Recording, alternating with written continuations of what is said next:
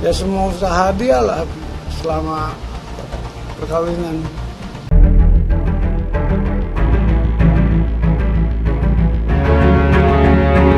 Patokan lewat tanda tangan surat itu yang dibawa oleh Nagita dan Caca.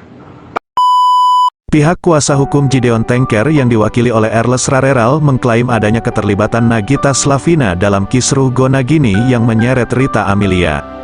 Menurut Erles, Gideon Tengker sama sekali tidak pernah menceraikan Rita Amelia secara resmi, sehingga berhak untuk menuntut aset bersama dari perkawinannya dengan Rita sejak 1986 hingga berpisah pada 2013.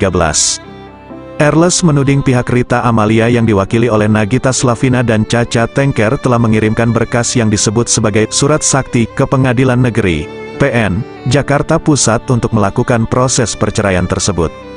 Dugaan kuat Rita Amelia Beta, Caca Tengker dan Nagita Slavina atau yang biasa disebut Gigi, ketiga orang ini, ungkap Erles di Pengadilan Negeri Jakarta Selatan, Rabu, tanggal 6 Desember lalu.